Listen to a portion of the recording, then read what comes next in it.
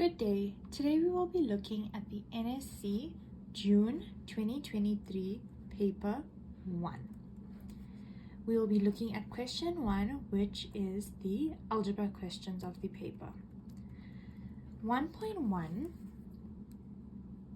entails for us to solve for x. Okay, let's take a look at 1.1.1. 1.1.1 says x squared minus 9 is equal to 0. Now, when we look at this, what can we see? Firstly, we can see that we have a squared and we have a square number with a negative in between. So this tells us that it's a binomial. So we're going to have our two brackets equal to 0. What two values will give us x squared? It's going to be x and x. We're going to take 9, and we know that it's a binomial, so what is the square root of 9? And that is 3. So we're going to put our 3, because 3 times 3 is 9. Now our signs, we have a negative. So which two terms multiplied by each other is going to give us a negative? A positive and a negative. Now we need to equate both of our brackets to 0. So we're going to have x plus 3 is equal to 0, or x minus 3 is equal to 0. X is therefore equal to negative 3, or x is equal to 3. It's important to note that this question is 2 marks. Marks are awarded firstly for your factors, having the correct factors, and then finally for having both the answers. Okay, let's continue by looking at 1.1.2. With 1.1.2, we have x minus 5 plus 2 over x is equal to 0. Now, the first thing that I would think of doing when I look at this question is we want to create it and make it in the standard form, which is our standard trinomial form, where we would have a squared plus ab plus b squared. And how are we going to do that when we only have an x here? So we're going to multiply both sides by x. So if I do that, I'm going to get x squared minus 5x plus 2 is equal to 0. Okay, now we have it in the standard form. But from looking at this, our factors of 2, which would be 2 and 1, cannot give us 5. So we're going to have to use the quadratic formula. What is the quadratic formula? The quadratic formula is x is equal to minus b plus minus, we've got a square root, b squared minus 4ac over 2a. It is very, very important here that we pay attention to our signs and into substituting. So a is going to be 1, b is going to be negative 5, and c is going to be positive 2. Now let's substitute that in. So here we've got a negative still, but my b is negative 5. Negative 5. Plus minus square root. My b is negative 5 squared minus 4. A is 1, c is 2. It is all over 2a. Okay, now what I would do is I will simplify, or I would first calculate what's under my square root. So we have negative 5 squared minus 4 times 1 times 2, and that is going to give me 17. So you could put it all into your calculator. Oh, and here we have negative 5, so that is going to give me 5 plus minus, we calculated this as 17 over 2. So you could go and put all of this into your calculator and get your final answers, but I would suggest simplifying to avoid any errors. Now we know that x can be equal to 5 plus root of 17 over 2, or x can be equal to 5 minus root of 17 over 2. Now we need to put this in our calculator once again. So 5 plus root of 17 over 2, that is going to give me 4.56. So I can have x as equal to 4.56, or I can have x with 5 minus root of 17 over 2, and that would be equal to 0.44. So this question is 4 marks, and you get a mark firstly for the standard form, creating the standard form. You get a mark for substitution into the formula, the correct substitution especially. You get a mark for your last 2 marks are for your correct x values. So it's very important that you remember that even if you don't have the correct answers, you can still get partial marks for creating that standard form and for correctly substituting into the formula. Okay, let us take a look at the next question, which is 1.1.3. 1.1.3, we get given that x is equal to 1 plus root over 7 minus x. Okay, now when you first look at the sum, we know that our initial instructions told us we are solving for x. So when we look at this, we have x alone on this side and we have an x on this side. So what I would do is I would firstly isolate this square root, because essentially we want to get rid of that square root because the third we can't calculate with it. So let's take our 1 over to the other side. We're going to have x minus 1 is equal to root over 7 minus x. Now how do we get rid of a square root? We square both sides.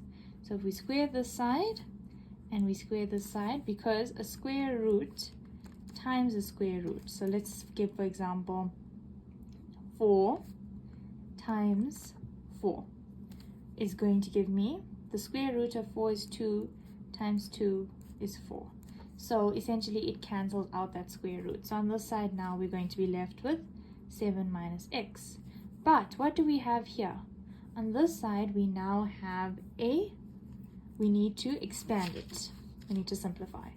So I'm going to just expand it here. So I'm going to have x minus 1 is equal to 7 minus x. Okay, now this is the well-known smiley face method that I use to simplify. So we're going to be left with x squared minus 1x minus 1x plus 1 equal to 7 minus x. If we simplify that, we're going to be left with x squared minus 2x plus 1 is equal to 7 minus x. Now it should be fairly easy to get to the final stage. We just need to put all our terms together on one side.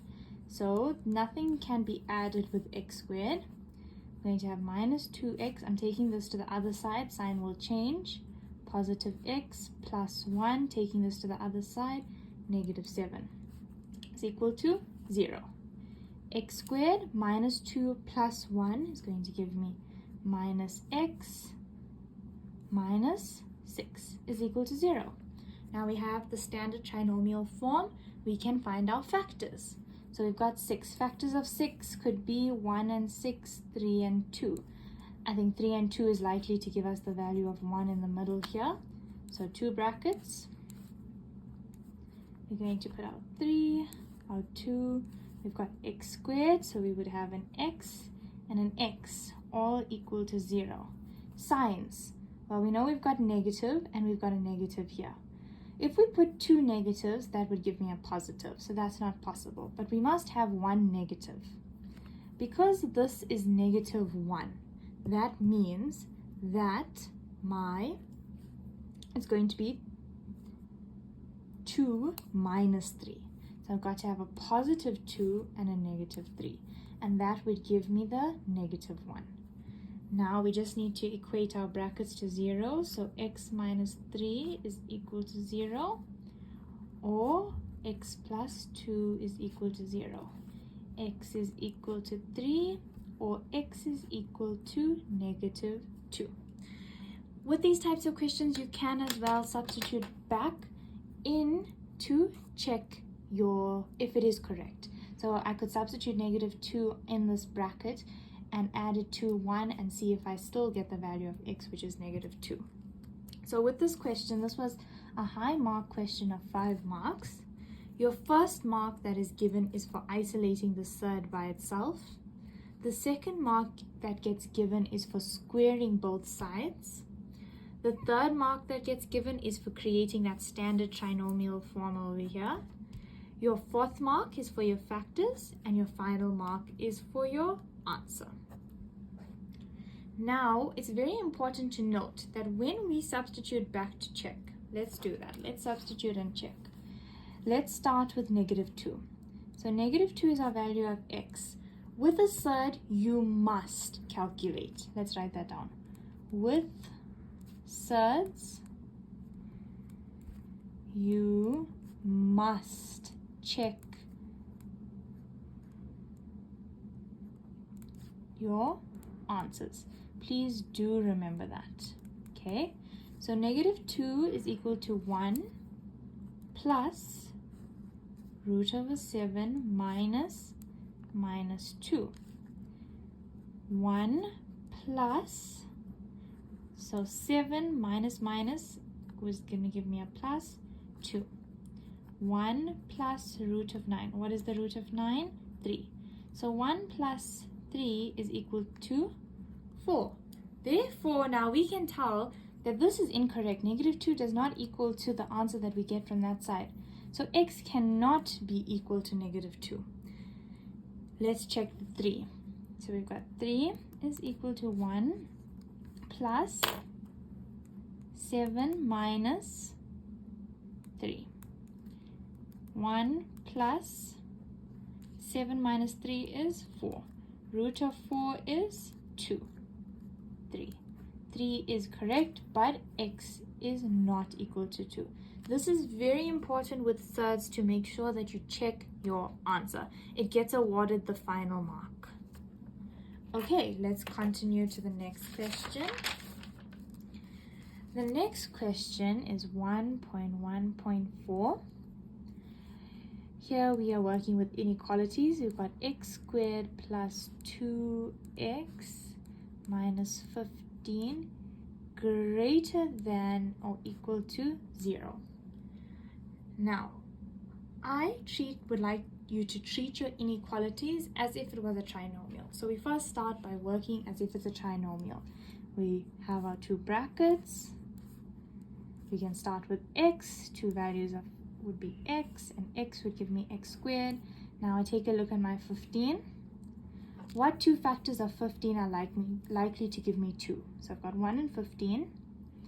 I have 3 and 5. Well, 1 and 15 cannot give me 2, but 3 and 5 can give me 2. So we're going to put that in. We've got 5, we've got 3. Now we need to check our signs. We've got a negative here and a positive 2. If it's a positive 2 here, we know that our bigger value needs to be positive. Our smaller value can be negative. And we maintain our inequality. So let's define our critical values that we are going to now put onto our graph. So our critical values would mean if you were doing a normal trinomial, it would be what your x values are likely to be.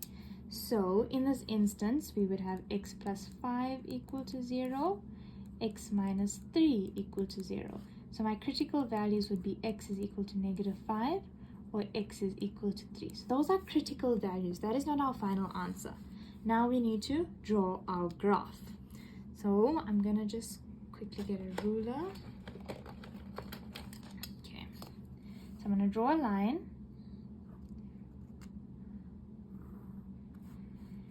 I'm gonna put my 3, let's make this 2, this is 3, this is 4, and this is 5. So this is my, just gonna make this my -5, and I'm going to make this my 3. Doesn't have to be accurate as long as you have points on your graph. Now because it is greater than and equal to, when it is greater than and equal to, it is a colored in circle. When it is just a greater than, it is a not colored in circle. Remember that statement. So we have colored in our points. And we know that it's greater than both those values. So that is going to mean that it's greater than that value and it's greater than this value. So that is what our graph is going to look like. So what this means is that x is going to be less than or equal to 5. You can see that it's going less than -5. Or x is greater than or equal to 3. And this is true for all real numbers because those are my defined critical values.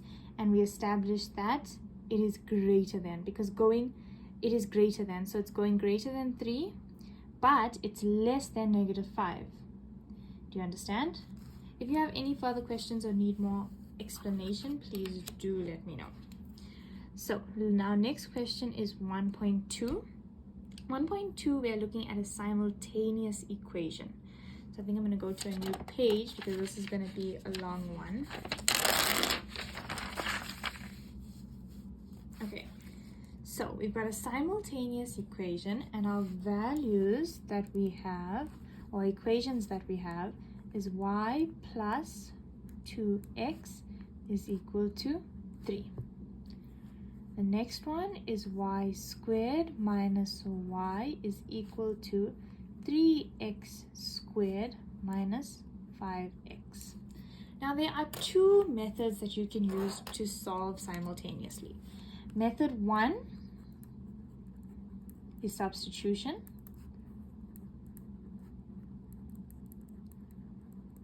And method 2 is elimination. So due to the fact this being the first video, I will do an explanation of both, but for the future, please refer back to this paper for an explanation of substitution and elimination.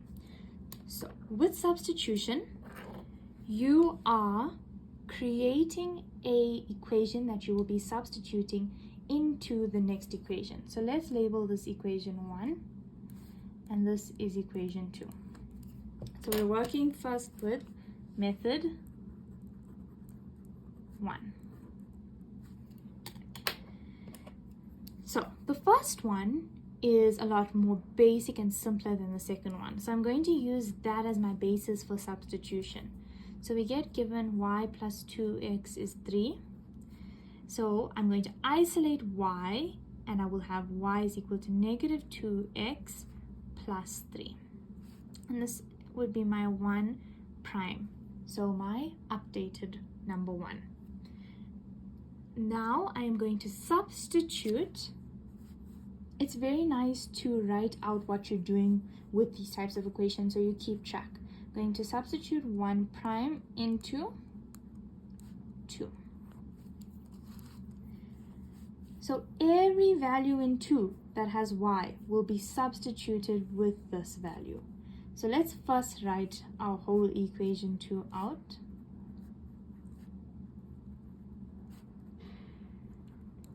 Now I'm going to substitute. So the first one is y squared.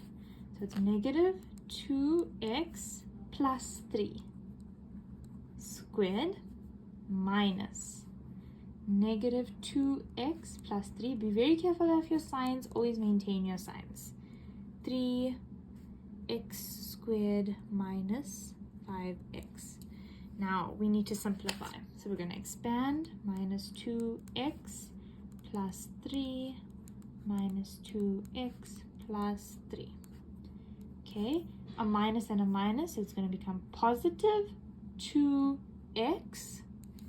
The negative multiplied by the positive minus 3 is equal to 3x squared minus 5x. Okay, let's continue. Let's simplify here. Minus 2x times minus 2x is going to give me positive 4x squared. 3 times 3 would give me positive 9. Now I'm going to have 3 times minus 2x is minus 6x. 3 times minus 2x minus 6x. So minus 6x minus 6x. I've still got that positive 2x here, minus 3. I'm going to leave these here for now, but I will move them to the other side just now. Let's just simplify what we have here. So I've got 4x squared minus 6x is minus 12x. Minus, let's just do that for now, minus 12x. Positive 9 minus 3, positive 6, and I've still got this positive 2x. I'm taking these to the other side now, so I'm going to have negative 3x squared positive 5x, all equal to 0. So let's see what we still have that's similar. We've got this x squared, we've got an x, we've got an x, we've got an x, and then we've just got a 6. So 4 minus 3, that's going to give me x squared. Minus 12 plus 2, that will be minus 10. Minus 10 plus 5 is going to give me minus 5x. Plus 6 is equal to 0. We have our standard form. Now this is the easy part. We just create our brackets, we find our factors, and then we have our values of x. So we've got x, factors of 6 that are likely to give me 5. Could be 3 or 2, could be 6 and 1. Let's work with 3 and 2. We've got a positive and we've got a negative. So that's going to be negative, negative, because a negative times a negative will give me a positive. Now I can equate my brackets to 0. So x minus 2 is equal to 0. X minus 3 is equal to 0. X is equal to 2, or x is equal to 3. Since we have our x values, we now substitute these x values back into an equation, the simplest equation. So let's use our 1 prime, where we can substitute our x values back into. So we're going to substitute x into that 1 prime equation. So the first one, y is equal to negative 2 times 2 plus 3, or y is equal to negative 2 times 3 plus 3. Y should be equal to negative 4 plus 3, which is equal to negative 1, or it can be equal to negative 6 plus 3 is equal to negative 3.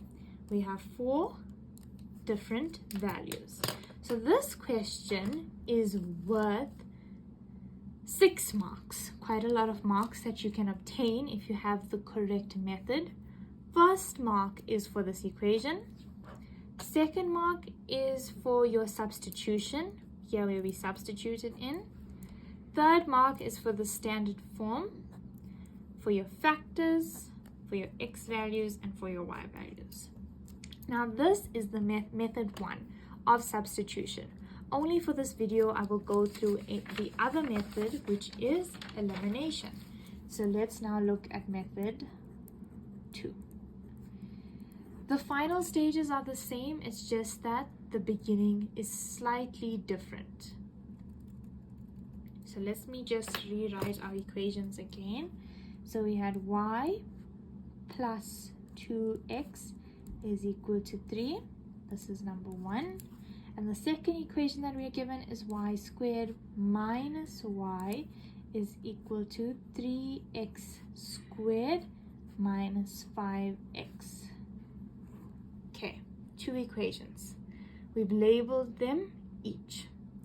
So in order for us to eliminate, what we need to do is we need to create them both in the same method.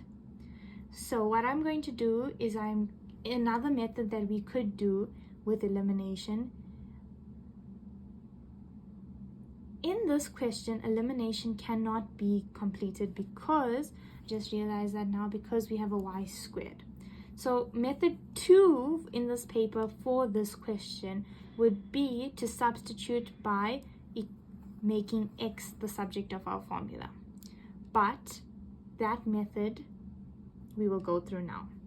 So what they do here is you can make x the subject of your formula by y is equal to 2, y plus 2x is equal to 3.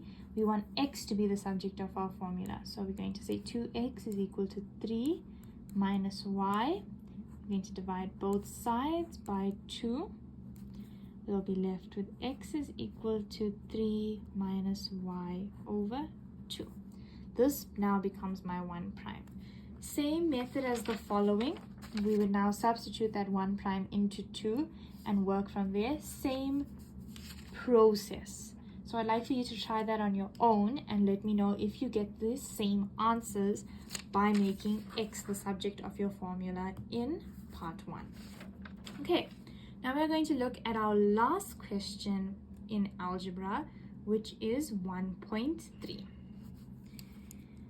1.3, the instructions say simplify completely without the use of a calculator. And it is quite a long question, so I am going to draw it rather large. Let me draw it now. So we have the square root to the n. Inside my root, I have, at the top, I have 10n plus 2n plus 2. The bottom of my bracket, I have 5, 2n plus 4, in the bracket 5n. Okay, now step 1 is I'm going to get rid of my root. So I'm going to rewrite everything again without the root. 10n plus 2n plus 2, 5, 2n plus 4, 5n, and everything that I have here is to the power now of 1 over n. Remember the rule of anything to a root with an x will become root 1 over x. That is a rule. Okay, now we are going to simplify within this bracket. And what we need to do is we want to create the same bases, because the rule of exponents is when you have numbers with the same base being multiplied, the exponents add each other. That is the rule. Same base and they're being multiplied, exponents add one another. So let's start with 10. What can we split 10 into? We can split it into the factors of 10. 10 and 1, which would not be helpful because we don't have another 10 or 1 here. We can split it into 2 and 5, factors of 2 and 5, because we have 2 and we have 5. So it will become 2n times 5n.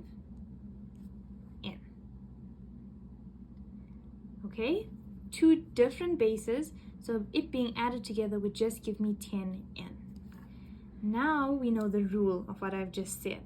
So it was going to be 2n times 2 to the power of 2, because same bases that are multiplied, the exponents get added.